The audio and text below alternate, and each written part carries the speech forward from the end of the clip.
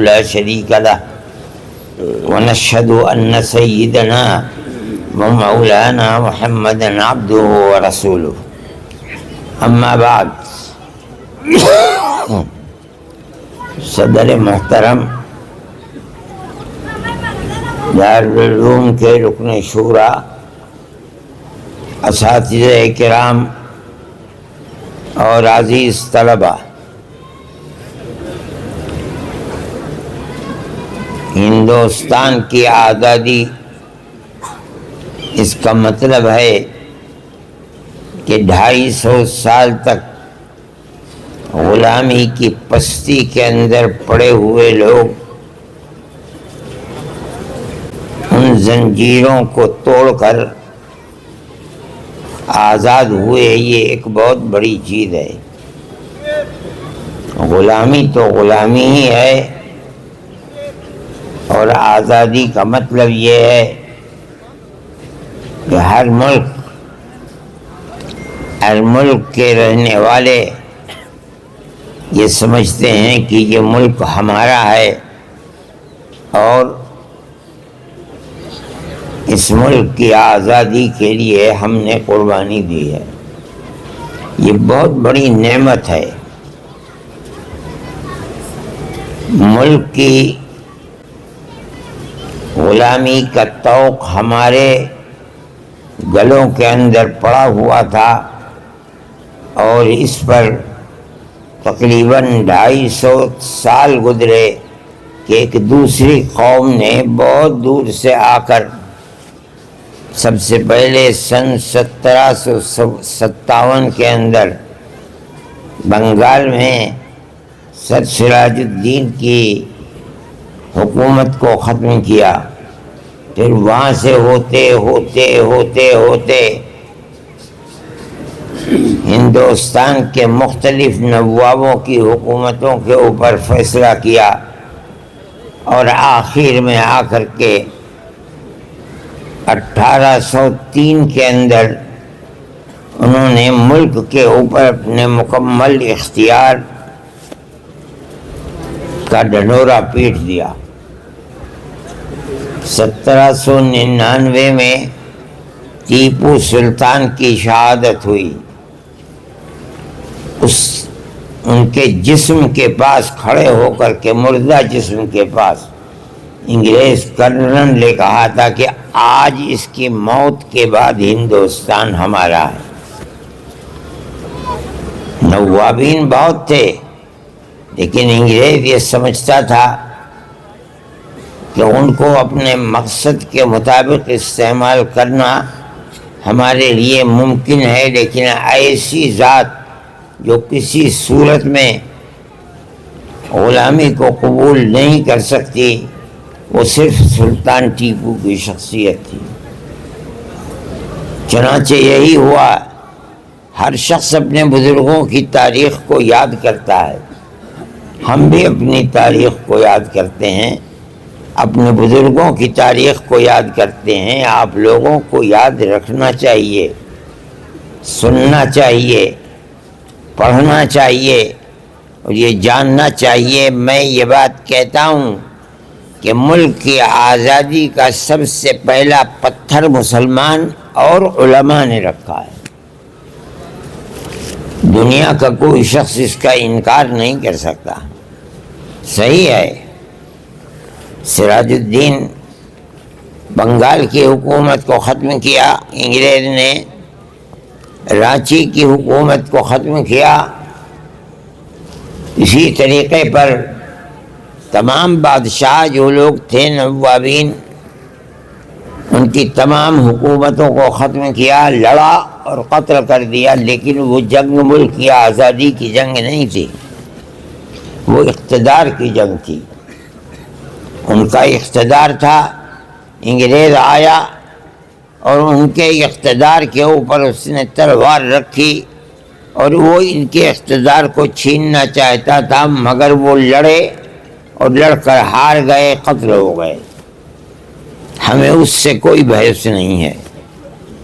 ہماری بحث تو اس طبقے سے ہے جو بوریوں کے اوپر بیٹھ کر علم نبوت کو حاصل کرتے تھے، نہ حکومت تھی ان کے پاس، نہ وہ اقتدار کی چاہت میں تھے۔ ان کا مقصد صرف ایک ہی مقصد تھا کہ غلامی کی جو زنجیر ہمارے اوپر پڑی ہوئی ہے، ہم اس زنجیر کو توڑنا چاہتے ہیں۔ کوئی حکومت ان کے پاس نہیں تھی۔ اس لیے میں آخری شاہان مغلیہ کے ساتھ کیا ہوا، انہوں نے کیا کیا، اس سے کوئی بحث نہیں۔ میں ٹیپو سلطان کے مسئلے سے کوئی بحث نہیں کرتا ہوں۔ میں تو صرف اس بات کو بتا رہا ہوں کہ اقتدار سے بالکل آزاد، کسی گوشے کے اندر اقتدار کی محبت ان کے دل کے اندر نہیں تھی۔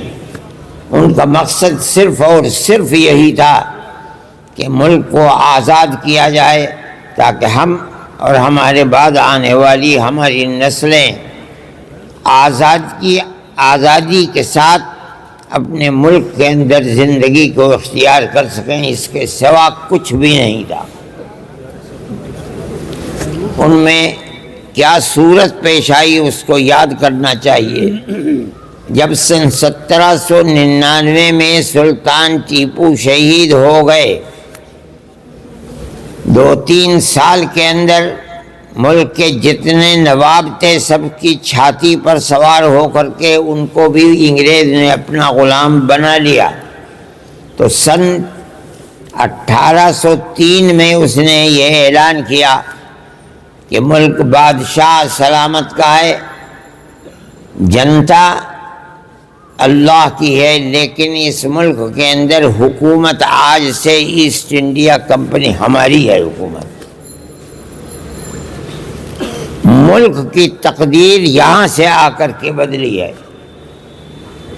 یہاں وہ اعلان ہوا ہے کہ ہم حاکم ہیں، ہندوستان کا ہر شخص، ہندو ہو، مسلمان ہو، سکھ ہو، پارسی ہو، سب ہمارے غلام ہیں۔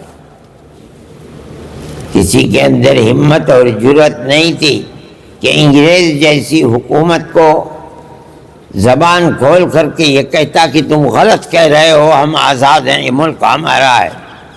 بڑے بڑے نوابین، راجا مہاراجا تھے، سب کو سانپ سونگھ گیا، کوئی کچھ نہیں کر سکا۔ آپ اپنی تاریخ کو پڑھیے۔ اسی دن حضرت شاہ ولی اللہ صاحب محدث دہلوی کے بیٹے حضرت شاہ عبدالعزیز صاحب محدث دہلوی نے یہ اعلان کیا کہ ملک غلام ہو گیا، آج ہمارا غلامی سے ملک کو آزاد کرنا ہر مسلمان کا فرض ہے۔ آپ اپنے بزرگوں کی اس تاریخ کو یاد کیجیے۔ اگر یہ نہیں یاد کرو گے تو تم اپنے مستقبل کو نہ بنا سکتے ہو، نہ تمہیں یہ پتہ ہے کہ تمہاری اس ملک کے اندر کیا خدمات ہیں۔ یہ اعلان سب سے پہلے ایک عالم نے کیا ہے، شاہ عبد القادر صاحب۔ شاہ عبدالعزیز صاحب کا مدرسہ تھا، اس کے آثار آج بھی ہیں، لیکن شاہ عبد القادر صاحب جس مسجد کے اندر رہتے تھے وہ مسجد اکبری بیگم کی مسجد تھی۔ کہا جاتا ہے کہ یہ اکبر کی بیٹی تھی جس نے اس مسجد کو بنایا تھا۔ لال قلعہ اور جامع مسجد کے درمیان میں تھی یہ مسجد۔ یہاں بیٹھ کر کے اکابر نے، ان علماء نے ایک عام فیصلہ کیا کہ ملک آج غلام ہو گیا، اس کے لیے جہاد آزادی ہر فرد کا فرض ہے۔ آپ اپنی اس تاریخ کو نہیں جانتے۔ کوئی شخص، بڑے سے بڑا نواب اور بڑے سے بڑا راجا اپنی زبان کے اندر یہ طاقت نہیں رکھتا تھا کہ یہ کہہ دے کہ ملک کی آزادی کے لیے جہاد فرض ہے۔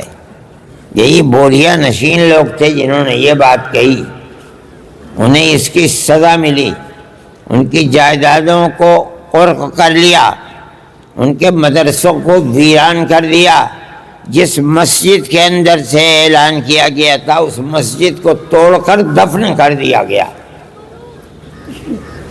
کس جرم کے اندر؟ یہ کیسے کہہ رہے ہیں کہ ملک کی آزادی ہمارا کردار ہے، ہمارا فرض ہے، ہم ملک کو آزاد کریں گے؟ ان کو اپٹن ایک چیز لگا دی گئی جسم میں، جس کے ان کا جسم سفید ہو گیا، ان کو ایسا زہر کھلایا گیا جن سے شاہ عبدالعزیز صاحب محدث دہلوی کی آنکھیں کوئی بینائی چلی گئی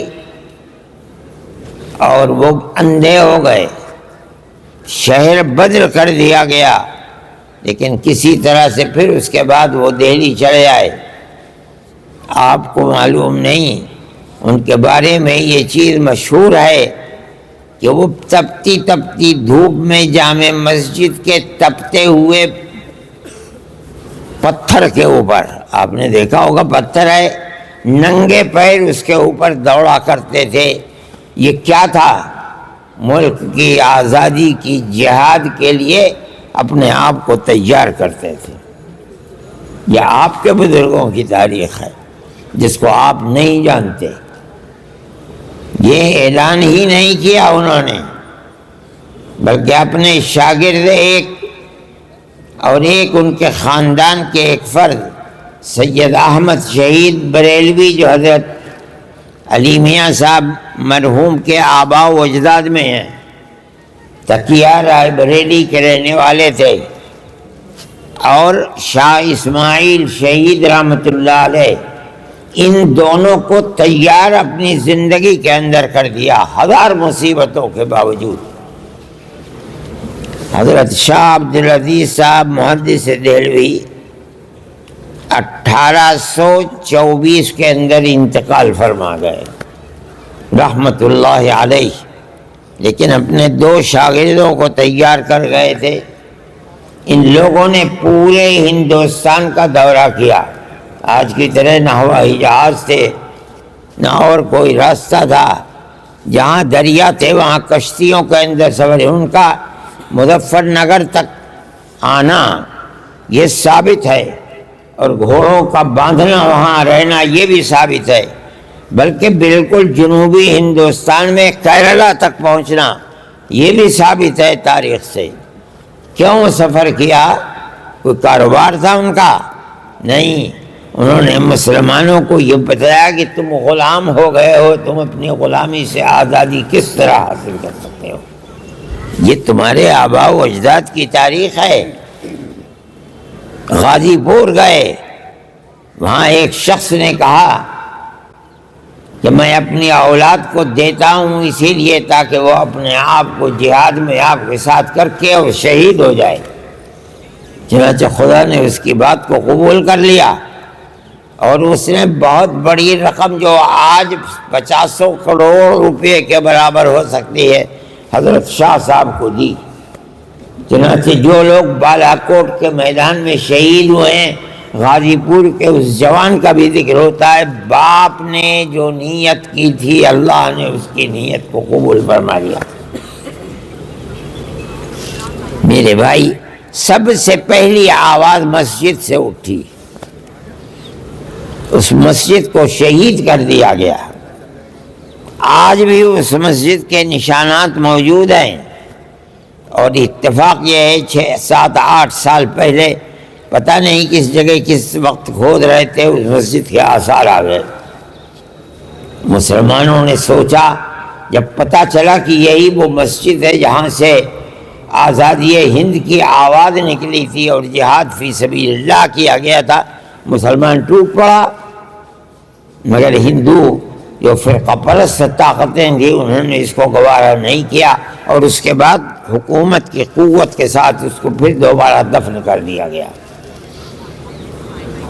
اگر آزادی کی قدر و قیمت پہچاننے والے لوگوں کی حکومت ہوتی تو اس مسجد کو نکال کر کے اور اس کو آثار قدیمہ میں رکھ کر یہ بتایا جاتا کہ انگریز کی غلامی سے نکلنے کی سب سے پہلے آواز یہاں سے اٹھی تھی۔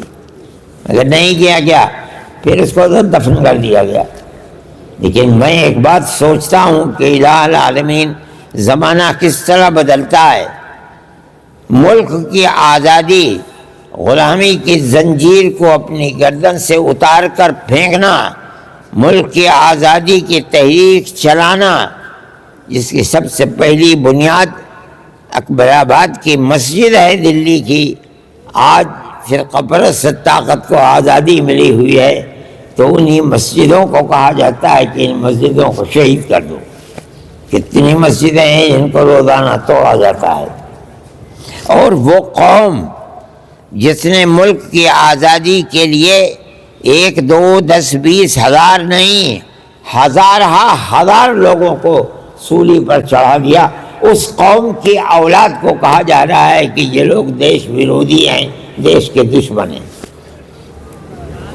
اس تاریخ کو بیان نہیں کیا جاتا، ہم بیان کرتے ہیں، اس لیے کہ ہمارے باپ دادا کی تاریخ ہے، ہمارے آبا و اجداد کی تاریخ ہے۔ آج ملک کی آزادی پر جشن منایا جا رہا ہے، سب سے پہلے حقدار اس جشن کے ہم اپنے آپ کو سمجھتے ہیں۔ کوئی مائی کا لال ہے تو بتائے کہ آزادی کی تحریک کہاں سے چلی ہے؟ ہم بتا رہے ہیں کہ آزادی کی تحریک کہاں سے چلی ہے۔ میرے بھائی، یہ صورتحال، یہ تاریخ جو میں کہہ رہا ہوں، یہ مسلمانوں کی تاریخ ہے، اور اس تاریخ کی وجہ سے یہ پہلا پتھر ہے انگریزوں کی 250 سالہ حکومت کو کے اندر تزلزل پیدا کرنے کے لیے، اور پیدا کر دیا، اور کالا منہ ہو کر کے وہ اس ملک سے نکل کر اپنے ملک میں چلے گئے۔ یہ آپ کی تاریخ ہے، آپ کے آبا و اجداد کی تاریخ ہے۔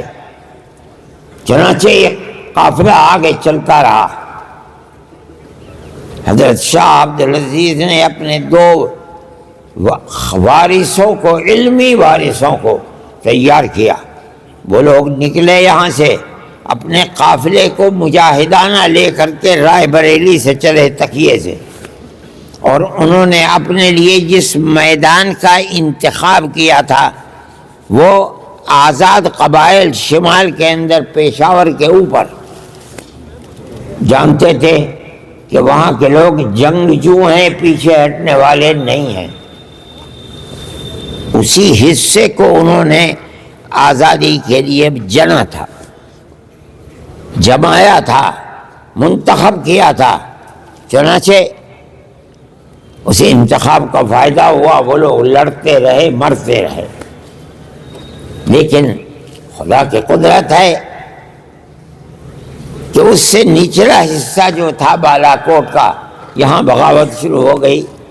بغاوت کرنے والے مسلمان نہیں تھے، وہاں جنگ ہوئی، اور اس جنگ کے اندر دونوں کے دونوں شہید ہو گئے۔ آج بھی بہاولپور ان کا مزار ہے، بالا کوٹ کے اندر، اگرچہ میں وہاں کوشش کے باوجود نہیں جا سکا، لیکن میرا جی چاہتا تھا، جب میں جایا کرتا تھا جوان تھا پاکستان، تو میں ان کے قبر کے اوپر جاؤں، میں نہیں جا سکا۔ لیکن وہ قبریں میں نے سنا ہے کہ آج بھی موجود ہیں۔ یہ ہمارے آبا و اجداد کی تاریخ ہے۔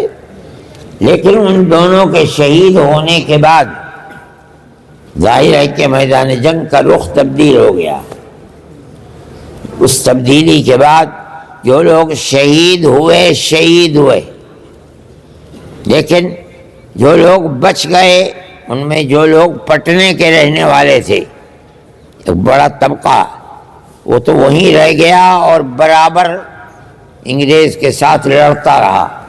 جو دوسرے لوگ تھے وہ وہاں سے نکلے، اور اب آ کر کے انہوں نے سن 1857 کے بعد دلی کو اپنا مرکز بنایا۔ سن 1857 نہیں، سب سے پہلے جو جنگ ہوئی ہے 1832 بہاولپور، جب وہاں شکست ہو گئی بالا کوٹ کے میدان میں، وہ لوگ بھاگے 32 سے، اور آ کر کے 57 تک وہ جمع ہوئے۔ انہوں نے ہندو اور مسلمانوں کو آزادی وطن کے لیے جمع کیا۔ یہ آپ کی تاریخ ہے۔ اور پھر سن 1857 میں بغاوت کی۔ اس کے اندر ہمارے اکابر حضرت گنگوہی، حضرت نانوتوی، ان کے پیر و مرشد حضرت مولانا حاجی امداد اللہ صاحب مہاجر مکی، مولانا منیر الدین صاحب، یہ لوگ اس کے ہیرو تھے۔ ایک جگہ تو انہیں کامیابی مل گئی، شاملی کے اندر مار دیا، بھگا دیا اور توپ خانہ لے کر کے آ گئے۔ لیکن انگریز نے اپنی طاقت اپنے بلبوتے پر نہیں بلکہ ہندوستان کی وہ قومیں، وہ لوگ جو ان کے ملازم تھے، نمک خوار تھے، ان کو سب کو آگے کھڑا کر دیا۔ سن 1857 کے اندر بھی بہت قتل و غارت گری ہوئی، لوگ جانتے بھی نہیں ہیں۔ میں پرسوں نرسوں مراد آباد میں تھا، میں قبرستان ہے وہاں گنج شہیداں، شہیدوں کا خزانہ، یہ قبرستان وہی ہے جو سن 1857 میں جو مسلمانوں کو انگریز نے قتل کیا تھا، ان کی لاشوں کو وہیں رکھ کر کے قبر کے اندر دفن کیا گیا، اس کا نام ہی پڑ گیا گنج شہیداں۔ نواب منجو خان یہ مراد آباد کے نواب تھے، انگریزوں نے ان کو پکڑ لیا، وہ انگریز کے مخالف تھے، تو بعض لوگ تو کہتے ہیں انہیں زندہ کو بھٹی کے اندر ڈال دی گیا، مر گئے، جلا گئے دی۔ بعض لوگ کہتے ہیں کہ ان کو زندہ، ان کے جسم کو انگریز نے رسی سے اپنے گھوڑے کے پیر میں باندھ کر اور اس کو دوڑایا، ان کے جسم کے ٹکڑے ٹکڑے ہو گئے اور مر گئے۔ مسلمان کی تاریخ ہے، تم نے کیا کیا، تمہارے آباء و اجداد نے اس ملک کے لیے کیا کیا ہے۔ جس قوم کو اپنے آباء و اجداد کی تاریخ یاد نہیں اور معلوم نہیں، وہ قوم کچھ بھی نہیں کر سکتی، فنا ہو جائے گی۔ یہاں میرٹھ کے اندر جن لوگوں نے 1857 میں مخالفت کی ہے، 151 یا 152 لوگوں کو پھانسی پر چڑھایا گیا۔ مورخین کہتے ہیں ان میں اکثریت علماء کی تھی۔ سن 1857 کے اندر صرف دلی کے اندر 32 یا 33 ہزار مسلمانوں کو پھانسی پر چڑھایا گیا ہے۔ کون مسلمان؟ جس کی شکل و صورت سے یہ پتہ چلتا تھا کہ یہ عالم دین ہے۔ انگریز یہ جانتا تھا کہ جب تک ان کا بیج مار نہیں دیا جائے گا تب تک ہم حکومت ملک کے اوپر نہیں کر سکتے۔ 33 ہزار مسلمانوں کو قتل کیا اور لال قلعے کے سامنے جتنے درخت ہیں ان کی لاشوں کو اسی کے اوپر لٹکا دیا گیا، سبق سکھلانے کے لیے جو ہماری مخالفت کرے گا اس کا انجام یہ ہوا۔ یہ مسلمان کی تاریخ ہے، آپ کو اپنی تاریخ کو یاد رکھنا چاہیے۔ آپ کو اپنی تاریخ نہ معلوم ہے، اور یہ بھی کیا ہے خدا جانے۔ اس زمانے کے اندر چونکہ وہ انگریز کا زمانہ تھا، اس لیے دارالعلوم دیوبند کی بنیاد رکھی گئی۔ اس کے نظام تعلیم اور نصاب تعلیم کے اندر مسلمانوں کی آزادی ملک کے لیے جو تاریخ ہے نصاب تعلیم میں، وہ تاریخ نہیں رکھی جا سکی، اس لیے کہ 1866 کے اندر دارالعلوم آباد ہوا، قتل و غارت گری کے دروازے کھلے ہوئے تھے۔ اس کے نصاب تعلیم کے اندر کوئی ایسا مضمون رکھنا کہ جس سے لوگوں کے اندر جہاد آزادی وطن زندہ رہے ممکن نہیں تھا، اس لیے وہ نصاب نہیں ہے۔ اس کا انجام یہ ہے کہ ہم اور ہماری اولاد اس سے غافل ہے۔ سنیے، 1857 کے اندر جب اتنی بڑی تعداد قتل ہو گئی، اب مجاہدین آزادی ختم ہو گئے، آئندہ جہاد آزادی وطن کے لیے کون اٹھے گا اور کہاں سے لائیں گے لوگوں کو؟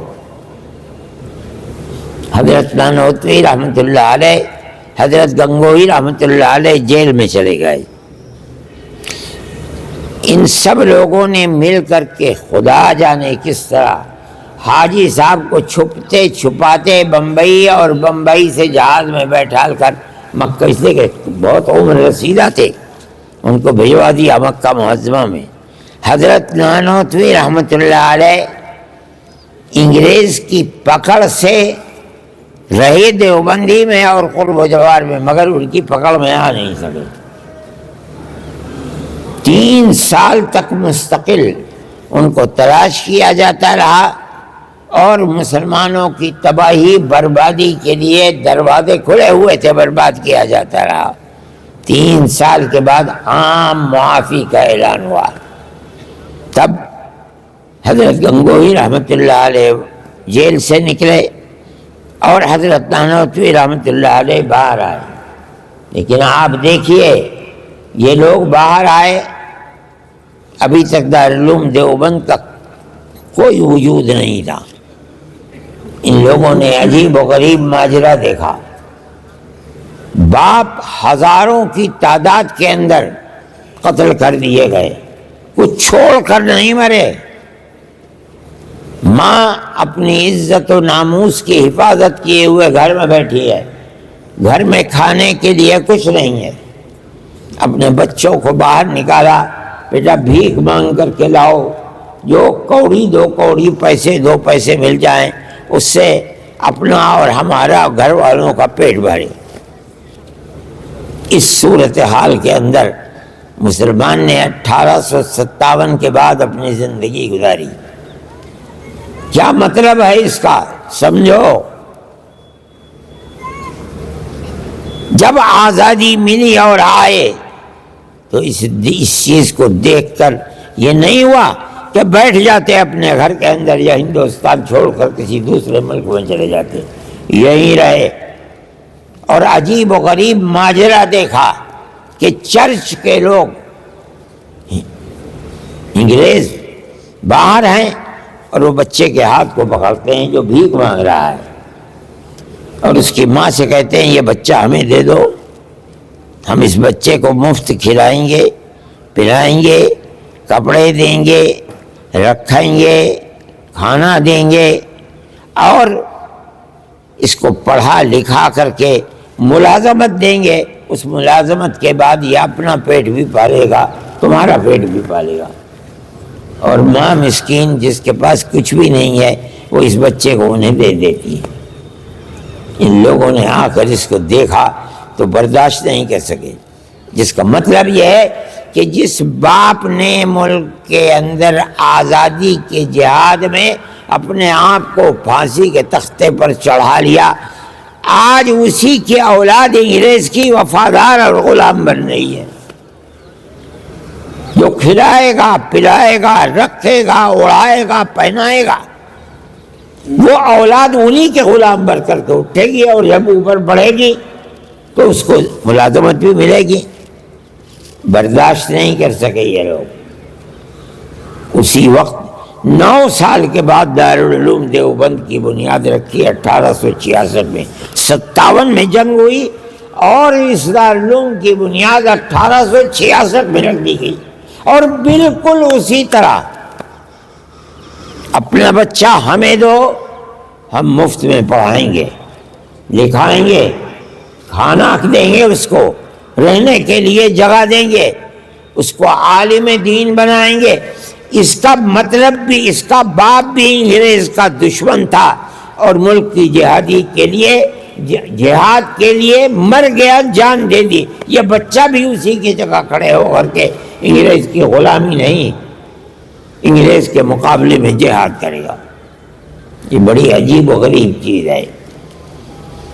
دارالعلوم دیوبند کی بنیاد رکھ دی گئی۔ صحیح ہے، انگریز تو یہ دعویٰ کرتا تھا کہ ہماری حکومت اتنی بڑی ہے کہ اس میں سورج غروب نہیں کرتا، دولت کے انبار اس کے پاتے۔ یہ جو کہہ رہے ہیں کہ مدرسے کو اس طرح چلائیں گے، ان کے پاس کیا ہے؟ یہ تو بوریا نشین ہے، صبح کو کھانا مل گیا ٹھیک ہے، شام کو مل گیا ٹھیک ہے، نہیں میرا پیٹ سے پتھر باندھ لیا۔ یہ تو ان کا تو کردار یہ تھا۔ یہ کہاں سے اتنی قوم کو پڑھا دیں گے؟ انہوں نے اپنی قوم کو پیغام دیا کہ اس مدرسے کو زندہ رکھو جس کے پاس جو طاقت ہے۔ اگر مدرسہ زندہ ہے دارالعلوم دیوبند، تم زندہ ہو، تمہاری آنے والی نسلیں زندہ ہے، تمہارے گھروں کے اندر اسلام و ایمان زندہ ہے۔ اگر مدرسہ مر گیا سب برباد ہو گیا۔ خدا نے ان کی آواز کے اندر وہ طاقت رکھی تھی کہ سارے ملک کے مسلمان اس کی زندگی کے اوپر چل پڑے، سب سے پہلے ایک چاندی کا روپیہ حضرت حاجی امداد اللہ صاحب مہاجر مکی نے دیا تھا، وہ آج تک دارالعلوم کے اندر محفوظ ہے۔ آپ کی تاریخ ہے، آپ کے بزرگوں کی تاریخ ہے، ملک کی آزادی کے اندر ان کا کردار کیا تھا؟ یہ کردار تھا، چنانچہ ان سے جو افراد پیدا ہوئے ہیں وہی لوگ کہ سب کچھ ہم دیں گے اور تم کو آزادی ہندوستان کے لیے مجاہد بنا کر کے اٹھائیں گے، اس کے اندر وہ ناکام ہو گئے، ہمارے اکابر کامیاب ہوئے۔ ایسے افراد پیدا ہو گئے، ان میں سب سے پہلی شخصیت ہمارے سب کے اکابر حضرت شیخ الہند مولانا محمود حسن رحمۃ اللہ علیہ، جنہوں نے پڑھا دارالعلوم میں، تربیت حاصل کی حضرت گنگوہی رحمۃ اللہ علیہ سے، شاگرد ہوئے حضرت نانوتوی رحمۃ اللہ علیہ کے۔ ان کے دلوں کے اندر جو آزادی وطن کا جوش تھا، اس آزادی وطن کے جوش کو انہوں نے اپنے اندر لیا اور دارالعلوم کی اسی چہار دیواری سے اتنے بڑے بڑے افراد کو پیدا کر دیا جنہوں نے اپنی جان آزادی وطن کے لیے دے دی۔ میرے بھائی، یہ آپ کی اپنی تاریخ ہے، آپ کے بزرگوں کی تاریخ ہے۔ اسی تاریخ کی وجہ سے دارالعلوم آج تک زندہ ہے اور انشاءاللہ ہمیشہ زندہ رہے گا۔ میں کہتا ہوں جتنے مدرسین ہیں وہ صرف تعلیم کے لیے ہی نہیں بنائے گئے تھے، بلکہ وہ آزادی وطن کے لیے مجاہد پیدا کرنا اصل مقصد تھا ان کا۔ مولانا مناظر حسن گیلانی دارالعلوم کے فاضل تھے، حضرت شیخ الہند رحمۃ اللہ علیہ کے فاضل تھے۔ وہ بیان کرتے ہیں حضرت شیخ الہند نے یہ کیا، میں جانتا ہوں کہ ان کا مقصد کیا تھا۔ حضرت شیخ الہند فرماتے ہیں حضرت نانوتوی کا مقصد کیا تھا دارالعلوم کو قائم کرنے کا؟ وہ یہ کہنا چاہتے ہیں کہ صرف تعلیم نہیں بلکہ ملک کی آزادی کے لیے مجاہد پیدا کرنا ان کا مقصد تھا، اور اس مقصد کے اندر وہ 100% کامیاب ہیں۔ حضرت شیخ الہند رحمۃ اللہ علیہ نے ایسی تاریخ اپنی پیش کی ہے کہ دنیا اس کی تاریخ کو پیش نہیں کر سکتا۔ ٹھیک ہے، بہت بڑے ہیرو ہیں مہاتما گاندھی، یقیناً ہیرو ہیں، لیکن اس تمام پوری تاریخ کے اندر آپ کو ایسا کوئی مجاہد آزادی نہیں ملے گا جس نے ملک سے باہر جا کر کے دشمن کی جیل کے اندر رہ کر کے اپنی زندگی کو فنا کیا ہے، کوئی نہیں۔ اگر ملے گا تو صرف شیخ الہند ملے گا۔ یہ ان کا کردار تھا، اپنی زندگی کو فنا کر دیا۔ ایک مختصر سا آدمی، چھوٹا سا آدمی، بوڑھا آدمی، اگرچہ وہ بوڑھا آدمی زندہ ہے مگر وہاں کی سردی کے اندر اس کی زندگی بڑی مشکل تھی، اور یہی ہوا کہ 3 سال 4 مہینے جیل کے اندر رہ کر جب ہندوستان آئے ان کے اندر سکت نہیں تھی، لیکن میں اس شخص کے اندر جو آگ تھی ملک کی آزادی اور جہاد کے لیے، میں اس کی بات آپ کو سناؤں، آپ کو تعجب ہوگا۔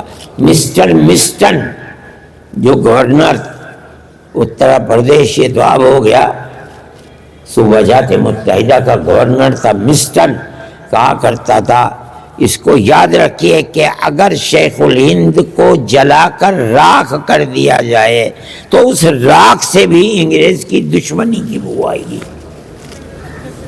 ایسا شخص تھا شیخ الہند۔ جہاز جب آتے ہیں تو ایک دم گودی پر نہیں رکھتے، کچھ فاصلے کے اوپر کھڑے ہو جاتے ہیں تاکہ گودی کا نظام صحیح کر لیا جائے۔ حضرت شیخ الہند رحمۃ اللہ علیہ کا جہاز جو آیا ہے تو گودی سے ذرا سا ہٹ کر کے پہلے رکا، تو ریاست بہاولپور کے جو مدار المحام کو یوں سمجھیے سیکریٹری تھے، وہ حضرت گنگوہی رحمۃ اللہ علیہ سے مرید تھے۔ انگریز نے انہیں تیار کیا اور یہ کہا کہ جاؤ جا کر کے شیخ الہند کو اس کے لیے تیار کرو کہ اب آ گئے چھوٹ کر کے، اب اس تحریک کو چھوڑ دیں اور گھر میں بیٹھیں اور دارالعلوم کے اندر پڑھائیں۔ چنانچہ وہ گئے، ان کے پاس سیڑھی لگائی گئی سمندر کے اندر، اور اوپر گئے اور حضرت سے کہا کہ حضرت آپ تشریف لے گئے، بڑا نقصان ہو گیا، دارالعلوم دیوبند کی جو تعلیم کی بنیاد تھی آپ کی ذات سے تھی، آپ نہیں پڑھا رہے ہیں، دارالعلوم کا نقصان ہو گیا۔ اور حضرت آپ نے پوری کوشش زندگی لگا لی انگریز کے خلاف، انگریز کی حکومت تو اپنی جگہ پہ ہوگا نا، اب دوبارہ اس کو شروع کرنا اس کے مقابلے میں یہ اچھا ہے کہ آپ جہاں بیٹھ کر خدمت کر رہے تھے وہیں بیٹھ کر خدمت کیجئے، تاکہ علم اور تصوف، آپ تو حضرت حاجی امداد اللہ صاحب مہاجر مکی کے خلیفہ ہیں، اس لیے اس کی ترویج ہونی چاہیے۔ حضرت شیخ الہند خاموش بیٹھے سنتے رہے، جب کہہ چکے وہ اپنی بات تو حضرت نے سر اٹھایا، فرمایا کہ میں آ گیا ہوں چھوٹ کر ہندوستان، مگر میں آپ سے کہتا ہوں کہ جس سرزمین پر انگریز کی حکومت ہے اس سرزمین میں جینا اور رہنا تو دور کی بات ہے، مجھے مرنا بھی گوارا نہیں ہے۔ کہ وہ کس قدر اس کے دل کے اندر آزادی وطن کی چیز تھی۔ میں تو صرف اس لیے آیا ہوں کہ میں ہندوستانی لوگوں کو یہ پیغام دوں کہ انگریز کی غلامی حرام ہے،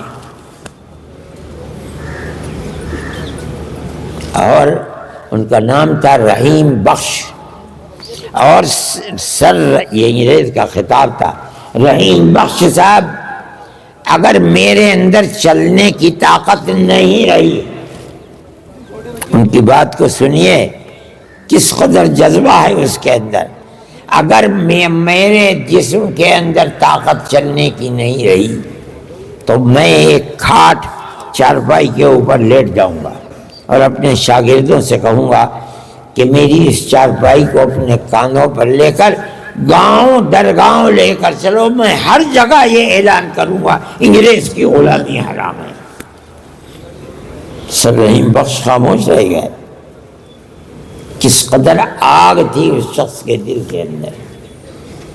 آپ حضرات اس تاریخ کو نہیں جانتے، اگر آپ اس تاریخ کو جانیں گے تو آپ کو پتہ چلے گا، آپ کے دل کے اندر جنگ آزادی میں جو کچھ کیا ہے اس سے حوصلہ پیدا ہوگا۔ آپ کیجئے، نہیں کریں گے تو اس کا مطلب یہ ہے کہ جو اپنی تاریخ کو نہیں جانتا وہ اپنے مستقبل کو کبھی بھی آباد نہیں کر پائے گا۔ میرے بھائی وہ دنیا سے چلے گئے، جمعیت علماء انہی کے لیے بنائی گئی تھی۔ جب پتہ چلا کہ معافی کا اعلان ہونے والا ہے اور آنے والے ہیں تو ان کے شاگرد رشید مفتی کفایت اللہ صاحب رحمۃ اللہ علیہ نے اور کچھ علماء نے مل کر یہ پروگرام بنایا کہ حضرت کے لیے جماعت ایک پلیٹ فارم بنایا جائے، حضرت آئیں گے تو اس پلیٹ فارم پر دوڑیں گے۔ چنانچہ امرتسر میں جمع ہوئے اور جمع ہو کر کے جمعیت علماء کی بنیاد رکھی، مفتی کفایت اللہ صاحب اس کے صدر، لیکن تمام تاریخی کتابوں میں آتا ہے کہ وہ صدر عارضی تھے۔ یہ طے تھا کہ جب حضرت شیخ الہند رحمۃ اللہ علیہ واپس آئیں گے صدر وہی بنیں گے۔ چند ماہ تشریف لائے اور اس کے بعد انتقال ہو گیا، لیکن انتقال سے 12 دن پہلے دلی کے اندر جمعیت علماء کا جلسہ ہوا اور حضرت شیخ الہند رحمۃ اللہ علیہ کو جمعیت علماء کا مستقل صدر بنایا، صرف 12 دن کے لیے، اور 12 دن کے بعد ان کا انتقال ہو گیا۔ پھر اس کے بعد جمعیت علماء کا دوسرا صدر، لیکن انہوں نے ایک پیغام دیا تھا، آپ اس پیغام کو سنیے، الفاظ مکمل میرے سامنے نہیں ہیں، لیکن انہوں نے یہ فرمایا، دیکھیے اس شخص کے اندر کتنی سمجھ تھی۔ علماء کام کر رہے تھے مدرسوں کے اندر، مسجدوں کے اندر، انہوں نے ایک پیغام دیا۔ انہوں نے یہ فرمایا کہ اسلام صرف پڑھنے پڑھانے کا نام نہیں ہے، اقتصادیات، سیاسیات، جنگ و جدال، یہ سب اسلام نے ان کو گھیر رکھا ہے۔ اللہ کا نبی میدان بدر کے اندر جنگ کر رہا ہے، احد میں جنگ کر رہا ہے، احزاب میں جنگ کر رہا ہے، فتح مکہ میں جنگ کر رہا ہے، یہ اسلامی تو ہے، صرف پڑھنے پڑھانے کے لیے نہیں۔ یہ تمام وہ چیزیں ہیں جو اسلام نے ان کا احاطہ کر رکھا ہے۔ اور فرمایا بڑی عجیب چیز، جو لوگ یہ سمجھتے ہیں کہ مسجد اور مدرسے کی چہار دیواری میں اسلام کی خدمت کر کے وہ اسلام کے فرض کو ادا کر دیں گے، ان لوگوں کا یہ کردار اسلام کے دامن کو داغدار بنا رہا ہے۔ شیخ الہند کے سوا کوئی نہیں کہہ سکتا تھا یہ بات، اور اس کے 12 دن کے بعد اس دنیا سے چلے گئے، لیکن اپنے ان شاگردوں کو چھوڑ کر گئے جن شاگردوں نے ملک کی آزادی کے لیے قربانیاں دی۔ میں یہ کہتا ہوں مدرسوں کی اصل بنیاد یہ ہے۔ میں ایک مرتبہ ایک قصہ میں آپ کو سناتا ہوں۔ سہیل صدیقی ہیں جن کو پارلیمنٹ نے اقلیت کے اسکولوں کے لیے حق دیا تھا کہ وہ جس کو چاہیں اقلیتی کردار دے دیں، ابھی ہیں، زندہ ہیں، بوڑھے بہت ہو گئے ہیں۔ اور بعض وزراء تھے بہار کے اور بھوپال کے، کانگریس کا زمانہ تھا، انہوں نے یہ طے کیا کہ ہم تمام مدارس کو ایک کمیٹی بنائیں جس کے اندر تمام مدارس کو سمیٹ کر اس کا ممبر بنائیں، اور 800 کروڑ روپے کا بجٹ بنایا، ان لوگوں کو ہم دیں گے۔ چنانچہ مسلمان بھی ایسے لوگ تھے کہ جو ان کے دام فریب میں آ گئے، اور وہ اجتماع میرے پاس بھی دعوت نامہ آیا اور بھی لوگوں کے پاس آیا، مگر ان لوگوں نے انکار کر دیا۔ وہ سمجھتے تھے کہ کیا ہوگا، میں نے کہا کہ میں تو جاؤں گا۔ اتفاق یہ میں بھول گیا، ایک وکیل صاحب آئے میرے پاس، انہوں نے کہا بھائی وہاں نہیں گئے آج تو۔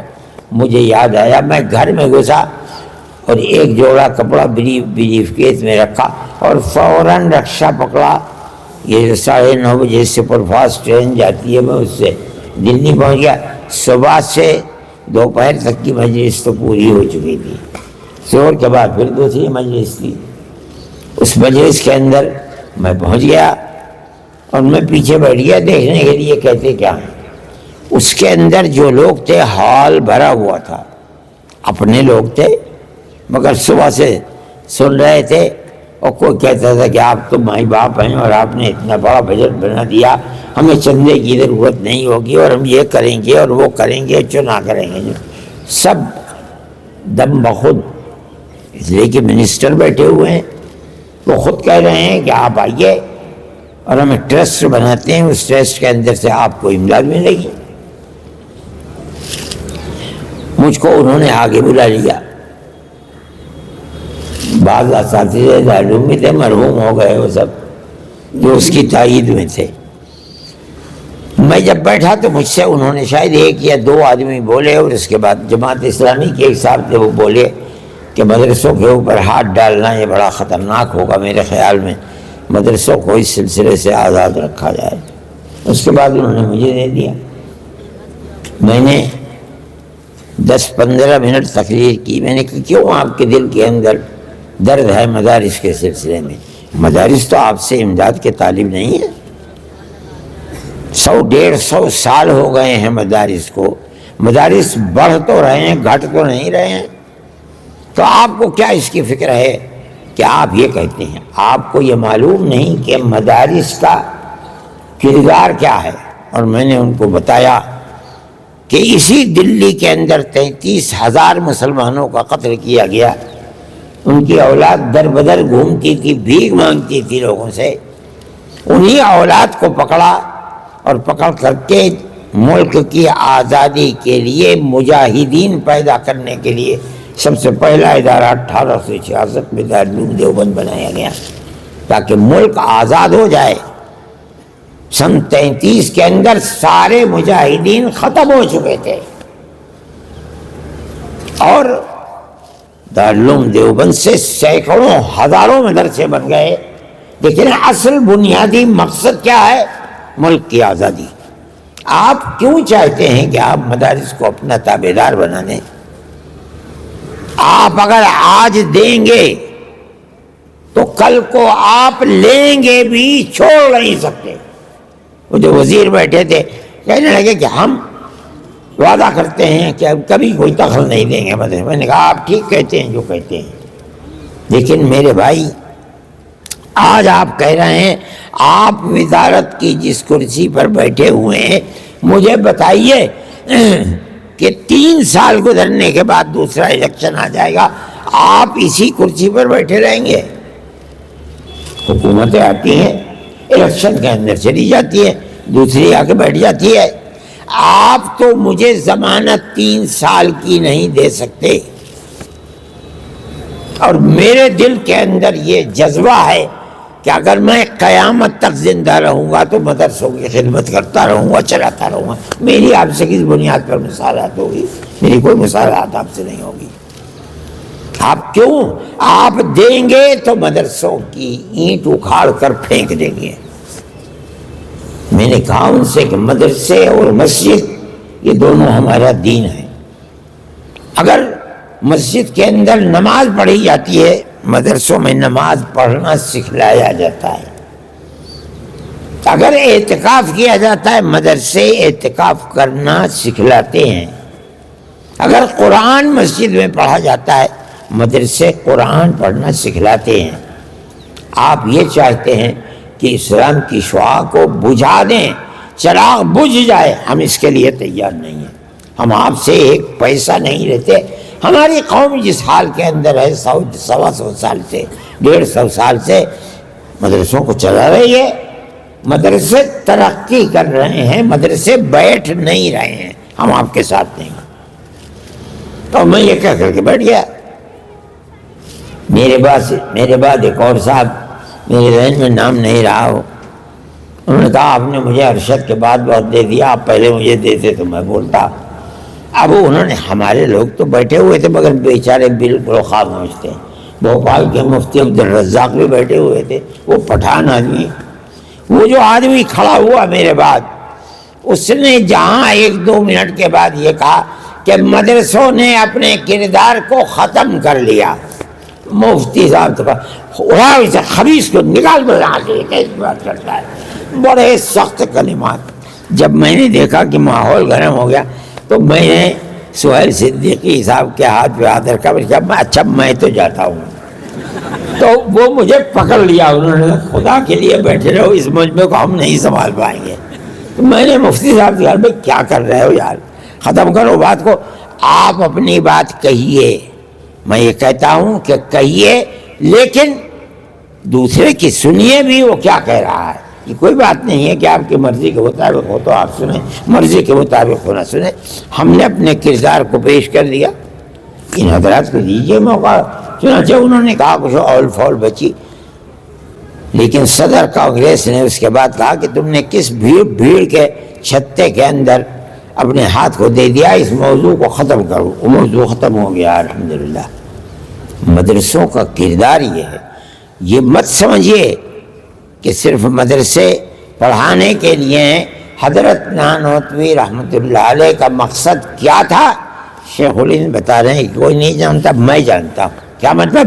علم ہے، لیکن بنیادی طور پر مجاہدین جو 30-32 ہزار کی تعداد کے اندر صرف دلی میں، ورنہ سنبھل، مراد آباد، میرٹھ، یہ دیوبند سے 3-3, 4-4 میل کے اوپر پلاس اور سانپلا ہے، آگ لگا کر ختم کر دیا گیا تھا، پوری آبادی ختم کر دی گئی۔ دیکھیے علماء کے ساتھ تھے، اس تاریخ کو کوئی جانتا ہی نہیں ہے، نہ آپ لوگ پڑھتے ہیں نہ آپ لوگ جانتے، لیکن جانیے ملک کے اندر ہمارا یہ کردار تھا، اور ملک کی آزادی کے بعد آپ دیکھیے ہمارا مقصد صرف ملک کو آزاد کرنا تھا، اس کے سوا کوئی اور مقصد نہیں تھا۔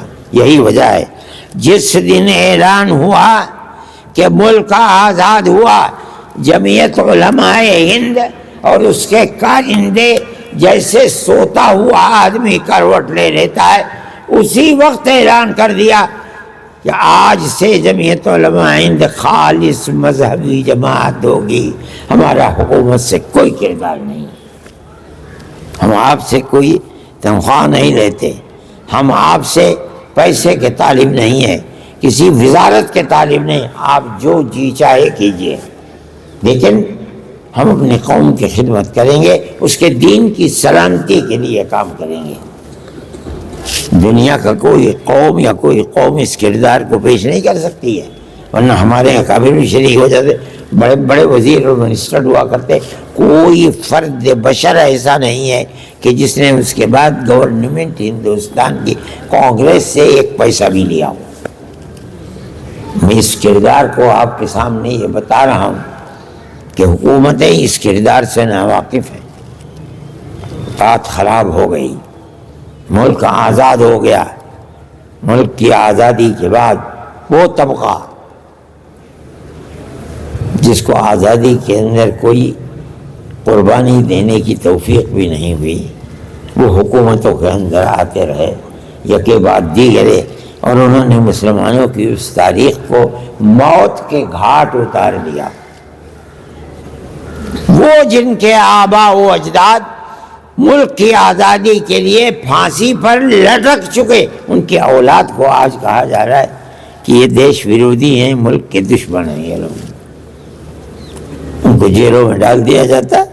ابھی آپ نے کل پرسوں اخبار میں دیکھا ہوگا کہ جی یہی بنیاد تھی، لیکن ثبوت نہیں پیش کر سکے، حالانکہ ثبوت ہونا چاہیے، ثبوت نہیں پیش کرے کبھی ہائی کورٹ ورنہ سپریم کورٹ نے آزاد کر دیتا ہے کہ کوئی ثبوت مہیا نہیں ہوا، چلے جائیے۔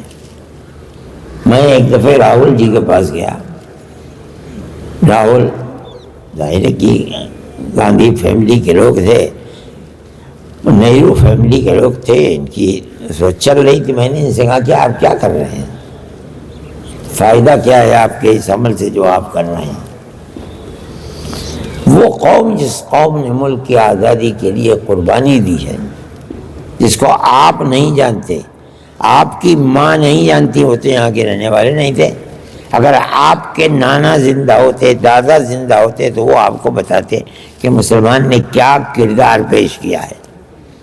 آپ کیا کردار پیش کر رہے ہیں، مسلمان کے ساتھ کیا ہو رہا ہے آپ نہیں جانتے۔ بہت میری بات چیت ہوئی اور میں نے یہ کہا کہ میری ایک تجویز ہے، آپ اس تجویز کو دیکھیے، یہ مسلمان بچے اگر مر جائیں مہینے 2 مہینے سال 2 سال کے اندر، باپ اور ماں کو ان کے موت کے بعد دنیا میں زندہ رہتے ہیں اور بھول جاتے ہیں کہ جوان بیٹا تھا مر گیا، یہ صورت کہ وہ 10 سال 15 سال 20 سال 26 سال سے جیل کے اندر زندہ ہے، ماں باپ روتے روتے اندھے ہو جاتے ہیں۔ آپ کا کیا کردار ہے اس کے اندر؟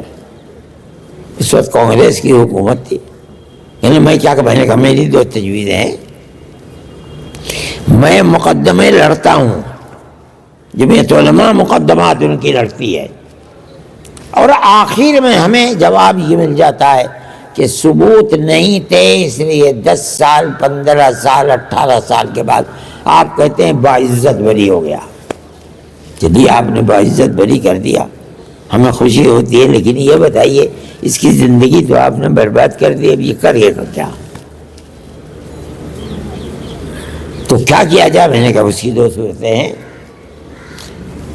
جو پولیس رپورٹ تیار کرتی ہے، آپ ایک کمیٹی بنائیے، جو بہترین سے بہترین جج ریٹائر ہوں، اور ہندو بھی رکھیے، مسلمان بھی رکھیے، عیسائی بھی رکھیے، سکھ بھی رکھیے، سب کو بیٹھال دیجئے، جو پولیس کی رپورٹ ہے وہ رپورٹ پہلے ان کے سامنے آئے، پہلے یہ فیصلہ کریں کہ آیا یہ رپورٹ سچی ہے، اس کے جو اندراجات ہیں مندرجات ہیں کیا واقعی صحیح ہیں یا غلط ہیں؟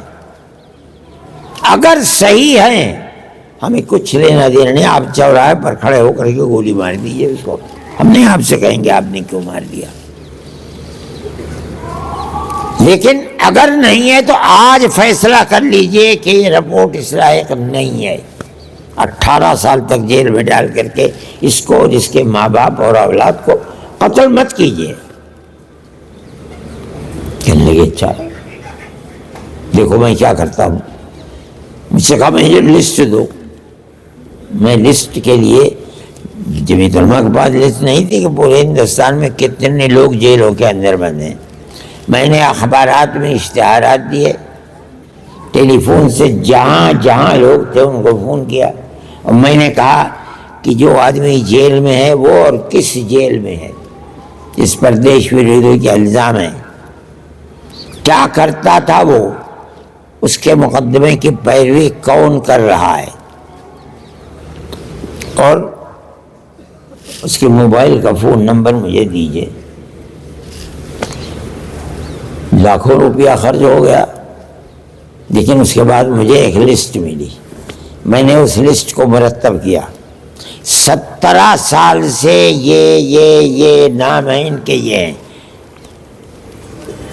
آگے اسی لائن میں لکھ دیا فلاں جیل کے اندر ہے، یہ اس کا نمبر ہے، اور اس کا مقدمہ یہ آدمی لڑ رہا ہے، یہ اس کا نمبر ہے، اور 16 سال کے اندر اتنے لوگ ہیں، 15 سال میں اتنے لوگ ہیں، 14 میں اتنے لوگ ہیں، 13 میں اتنے ہیں، 12 میں اتنے ہیں، 10 میں 10 کے بعد میں نے ان کے نام دے دیے۔ اچھی خاصی لسٹ تھی ہو۔ پھر گیا میں، کھڑے ہو کے دیکھا اسے غور سے، کہا کہاں سے لائے تم یہ؟ میں نے کہا اس کے لیے میں نے لاکھوں روپیہ خرچ کیا اس لسٹ کو بنانے میں، یہ میں نے کہنے لگا دیکھو میں کیا کرتا ہوں۔ میں نے کہا بھائی ہو سکتا ہے کچھ ہو جائے۔ میرے پاس اگلے دن ڈپٹی ہوم منسٹر راجستھان کا تھا، اس کا فون آیا کہ میں ملنا چاہتا ہوں۔ میں نے کہا آپ مت آئیں، میں آؤں گا ملنے کے لیے۔ میں سمجھ گیا کہ یہ کیوں کر رہے ہیں، راہل نے ان سے کہا تھا، انہوں نے مجھ سے ملنا چاہا، اگر آپ آئیں گے تو 10 آدمی اپنی ضرورتوں کے لیے میرے پیچھے کھڑے ہو جائیں گے، میں آپ کے یہاں جاؤں گا کسی کو پتہ بھی نہیں چلے گا۔ آئی بی اور دوسرے افسران انہوں نے سب بیٹھا رکھے تھے۔ میں نے کھڑے ہو کر کے جو بات تھی میں نے ان کے سامنے کی۔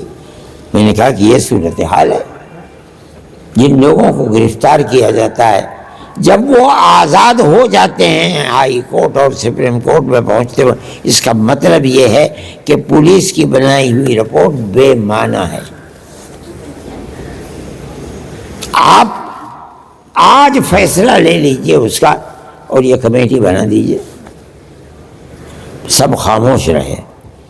منسٹر نے کہا کہ ٹھیک ہے یہ بات ٹھیک ہے، اب ہم اس کے اوپر کام کریں گے، لیکن میں یہ کہتا ہوں کہ ملک کے اندر فرقہ پرستی ایسا ننگا ناچ رہی ہے کہ چند ہی مہینے گزرے تھے کہ ناپید ہو گیا، پتہ ہی نہیں ہے کہاں وہ، اب نکال کے باہر کر دیا اسے۔ یہ ملک کی فرقہ پرستی کی طاقت ہے، ملک کو چلانے والی یہ طاقت نہیں، یہ ملک تو برباد ہو رہا ہے۔ ہمیں افسوس ہوتا ہے کہ ہمارے باپ دادا نے جس ملک کے لیے انگریز کی 9 10 سال کی جیل کاٹی ہے، ان کی ان قربانیوں کے بعد ملک جا کہاں رہا ہے۔ اس وقت ڈالر کی قیمت کیا ہے آپ کو معلوم ہے؟ 92 روپے کا $1 ہے۔ میں نے وہ دن خود دیکھے ہیں، کیش کرائے ہیں۔ میں حضرت کے ساتھ گیا تھا 1955 میں حج کے لیے، مدینہ منورہ میں ہندوستان کا 100 روپیہ دے کر کے ہم خریدتے تھے ریال، 108 ریال۔ ہندوستان کے پیسے کی قیمت زیادہ تھی، 108 ریال ہمیں ملتے تھے۔ آج کی صورت یہ ہے کہ 26 27 روپے کا یا 25 سے زائد کا 1 ریال ہے۔ کیا قیمت ہے؟ آپ کسی کو روپیہ 100 روپیہ دیجئے کہ اس کے ریال دے دو، پھینک دیتا ہے اٹھا کے لے جاؤ۔ ملک کہاں تک پہنچ گیا ہے اور بربادی کی وجہ کیا ہے؟ انہیں کیا معلوم ہے کہ مسلمان نے ملک کی آزادی کے لیے کیا قربانی دی ہے؟ یہ اپنے بڑوں کے نام پیش کر دے کہ ہماری یہ قربانی ہے، مر جائیں گے پیش نہیں کر سکتے، اور اگر پیش کریں گے جھوٹ ہی پیش کریں گے۔ دارالعلوم اپنے اس مقصد کے اندر ابھی بھی کامیاب ہے۔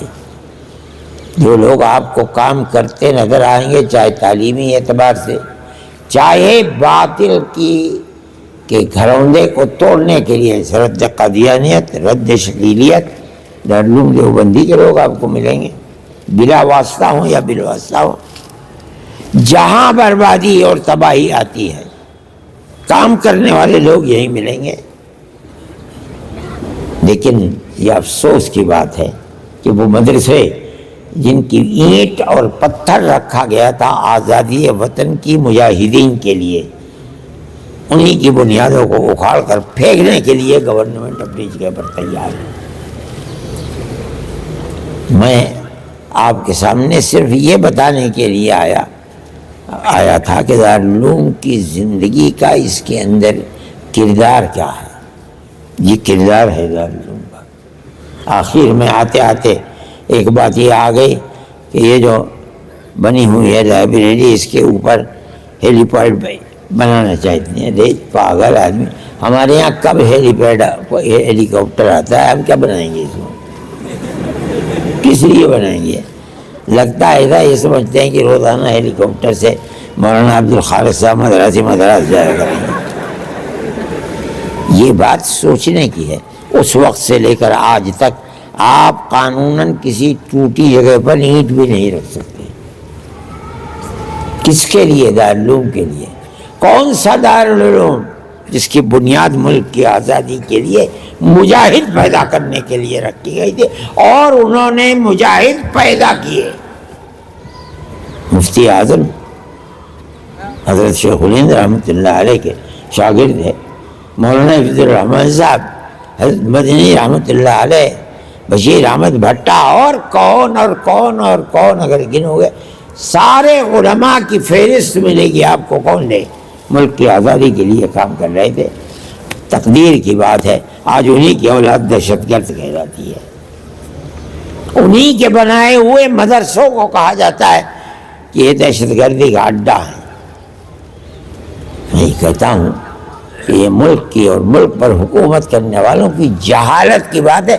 جانتے ہی نہیں کچھ، پڑھا ہی نہیں ہے کچھ، وہ کیا جانے کہ ملک کی آزادی کے لیے مسلمانوں کی قربانی کیا ہے۔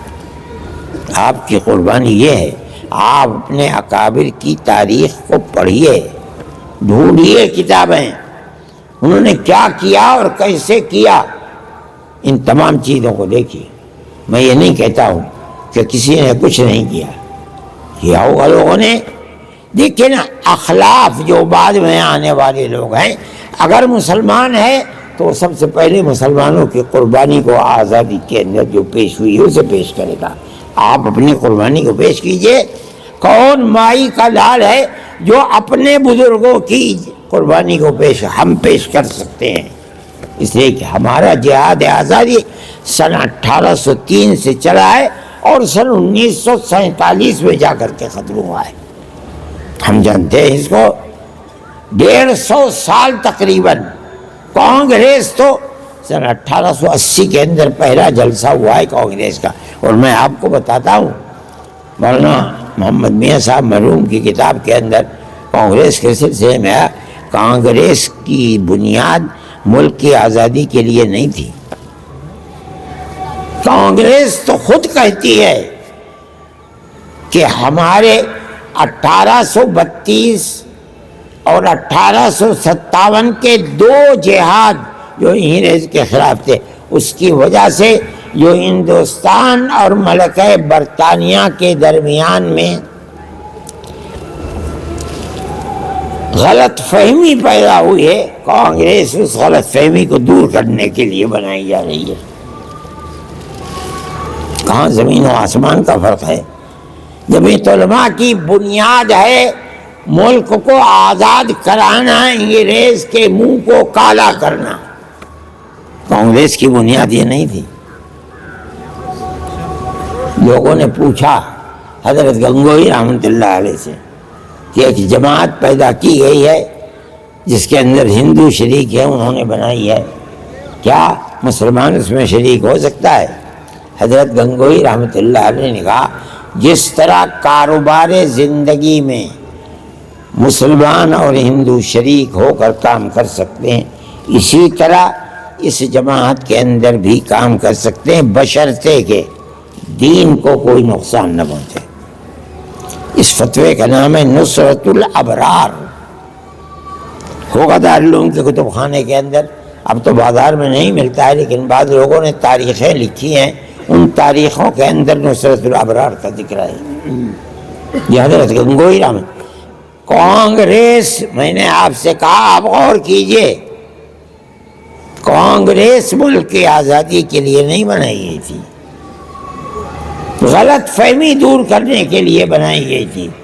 حضرت گنگوئی رحمۃ اللہ علیہ نے فتویٰ دے کر آزادی دے دی کہ گھسو، اور گھس کر کانگریس کی بنیاد کو ختم کر کے اپنی بنیاد کو قائم کرو۔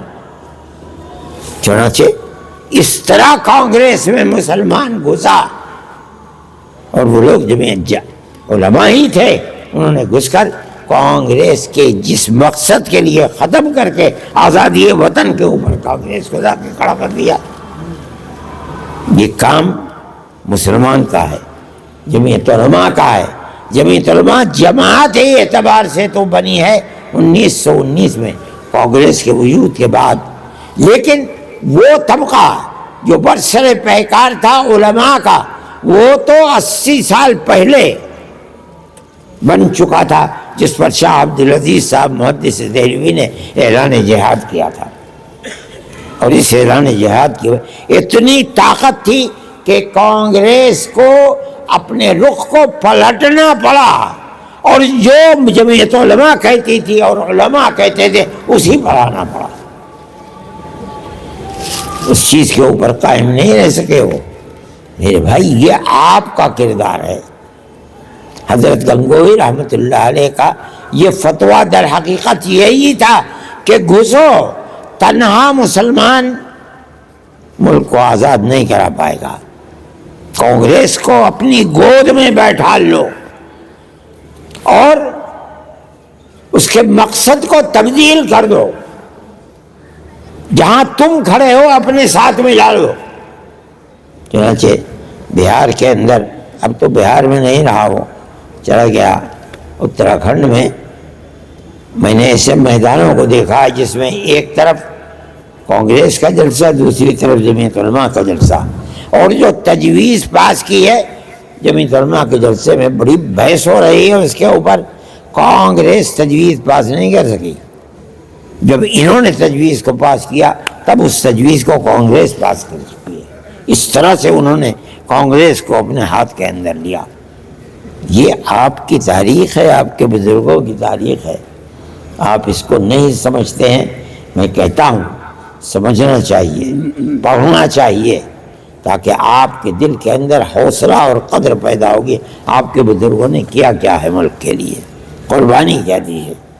لیکن میرے بھائی زمانہ بدل گیا، اب جو لوگ ہیں وہ ملک کو، وہ پرانی تاریخ جو مسلمان کی تاریخ تھی، ہر تاریخ کو مٹا رہے ہیں۔ نصاب تعلیم کے اندر اپنی سچی جھوٹی تاریخ کو لوگوں گرا کر رکھ رہے ہیں، اور وہ سچی تاریخ جو مسلمانوں کی آزادی وطن کی تاریخ، اس تاریخ کو آگ لگا رہے ہیں۔ میں یہ کہتا ہوں کہ یہ چیز ہے، آپ نے آج یہاں جمع ہو کر کے، بہت دیر ہو گئی ہے اور مجھ سے بولا بھی نہیں جاتا ہے زیادہ، 10:30 ہو گئے ہیں۔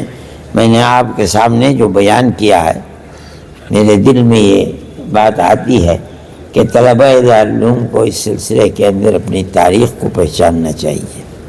اگر آپ نہیں اپنی تاریخ کو جانیں گے تو آپ اپنے مستقبل کو آباد نہیں کر پائیں گے، یاد رکھیے گا۔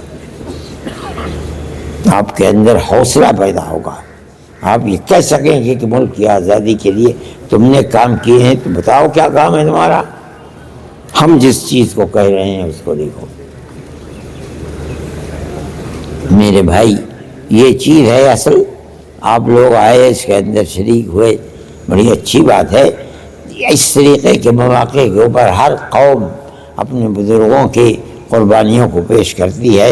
ہم بھی ایک قوم ہیں ملک کے اندر، ہم اپنے آباء و اجداد کی قربانی کو پیش کرتے ہیں۔ انہوں نے کیا کیا کیا ہے اگر میں بتاؤں گا تو بہت کچھ لگے گا، میرے اندر ہمت بھی نہیں ہے بتانے کی۔ آپ حضرات کو پڑھنا چاہیے، اس طرح کی کتابوں کو تلاش کر کے ان کتابوں کو پڑھنا چاہیے، اپنے آباء و اجداد اور اساتذہ کے اساتذہ کی تاریخ کو پڑھنا چاہیے۔ میں یہ بات کہہ رہا ہوں آپ کو، کوئی چیز اس میں چھپی ہوئی نہیں ہے۔ یقیناً وہ لوگ بھی یہاں بیٹھے ہوئے ہوں گے یقیناً جو میری اس تقریر کو ریکارڈ کر کے اور اپنے مرکز تک بھیجے۔ میں نے کوئی چوری کی بات نہیں کی ہے، یہ تو کتابوں میں لکھی ہوئی باتیں ہیں۔ ہم جو کہتے ہیں ہمارا سینہ اتنا بڑا ہے، 52 انچ کا نہیں 100 انچ کا ہے ہمارا سینہ، اس وجہ سے کہ ہمارے آباء و اجداد نے ملک سے غلامی کی زنجیر کو نکالا اور حکومت کرنے والوں کے چہرے کے اوپر کالک پوت دی۔ کوئی اور اس کی نظیر پیش نہیں کر سکتا۔ میں آپ کو بتاؤں، گاندھی جی کو مہاتما بنانا حضرت شیخ الہند رحمۃ اللہ علیہ کا کام ہے، آپ نہیں جانتے ہیں۔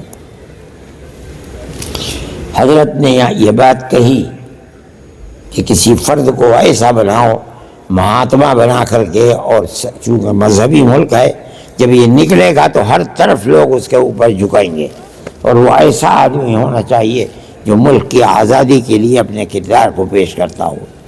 چنانچہ نام آئے، مگر ان لوگوں کے نام آئے جو پنڈت تھے۔ حضرت نے فرمایا کہ پنڈت تو خود اپنے آپ کو سب سے بڑا سمجھتا ہے ہندوستان میں، آپ نے اگر اس کو دے دیا تو یہ کیا بات ہوئی؟ کسی غیر پنڈت کو دو۔ چنانچہ گاندھی جی کا نام آیا سامنے، اور اسی کو ان کو مہاتما کا خطاب دیا، اور مولانا فرنگی مالی ان کو ساتھ دیا۔ جمعیت علماء نے چندہ دیا، اس کے اندر پیسے مہیا کیے، اور اس کے بعد سارے ملک کے اندر مہاتما کی حیثیت سے مولانا فرنگی مالی کے ساتھ ساتھ انہوں نے دورہ کیا، تب مہاتما گاندھی مہاتما بنے۔ تو آپ سمجھیے اس تاریخ کو، یہ پاکیزہ تاریخ ہے جو آپ کی تاریخ ہے۔ اللہ تعالی مدارس کی بھی حفاظت فرمائے، مساجد کی بھی حفاظت فرمائے، اور اس کے ساتھ ساتھ ہمارے ملک میں اس پیار و محبت کو پیدا اللہ تعالیٰ فرما دے جو 1400 سال سے تاریخ کو امتیازی شان دینے والی تھی، کہ گاؤں در گاؤں مسلمان اور ہندو ساتھ رہتا تھا، ہر ایک چاچا کہہ کر کے دوسرے کو بلاتا تھا، دکھ اور درد کے اندر پیار کے ساتھ اس کے اندر شریک ہونا ہمارا ایک طرح امتیاز تھا۔ آپ کو بھی اس طرح امتیاز کو قبول کرنا چاہیے، اور مسلمانوں کے ساتھ اور غیر مسلموں کے ساتھ، مذہب اس کا کچھ بھی ہو، پیار و محبت عزت و آبرو کے ساتھ ملنا چاہیے اور اس کی حفاظت کرنی چاہیے۔ تب آپ اپنے باپ دادا کے مستقبل کے محافظ ہوں گے۔ میں ایک قصہ سنا کے ختم کرتا ہوں۔ حضرت رحمۃ اللہ علیہ جیل میں تھے، یہاں سہارنپور کی، بہت سی جیلوں میں رہے ہیں، سہارنپور میں رہے ہیں، مراد آباد کی جیل میں رہے ہیں، بریلی کی جیل میں رہے ہیں، الہ آباد کی جیل میں رہے ہیں، اور سابرمتی جیل میں رہے گجرات میں۔ میں یہ بات کہنا چاہتا تھا کہ ان حضرات نے جس طریقے پر قوم کی خدمت کی ہے وہ بڑی عجیب و غریب چیز ہے۔ یہاں ہندو بھی تھے، مسلمان بھی تھے، سہارنپور میں جیل میں حضرت رحمۃ اللہ علیہ کی مجلس رکھتی تھی، سب ہندو مسلمان جمع ہو جاتے تھے۔ آپ غور سے سنیں اور اس کردار کو اپنی زندگی میں اتاریں۔ 2-3 دن گزر گئے، ایک ہندو نہیں آئے۔ تو حضرت نے کسی سے پوچھا کہ بھئی کیا طبیعت خراب ہے ان کی، کہاں رہ گئے؟ طبیعت تو خراب نہیں، پوچھو کیوں نہیں آئے، اگر طبیعت خراب ہے تو میں جاؤں؟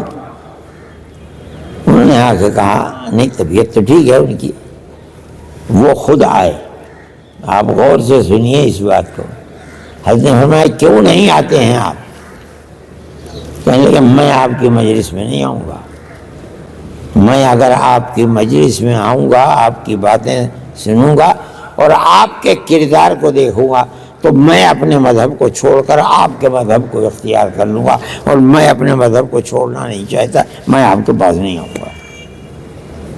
یہ آپ کے اکابر کا کردار تھا، آپ اپنے اندر اس کردار کو پیدا کیجئے، ان کی تاریخ کو پڑھیے، تب جا کر کے آپ کی زندگی ان اکابر کے نہج کے اوپر چلنے والی زندگی بنے گی۔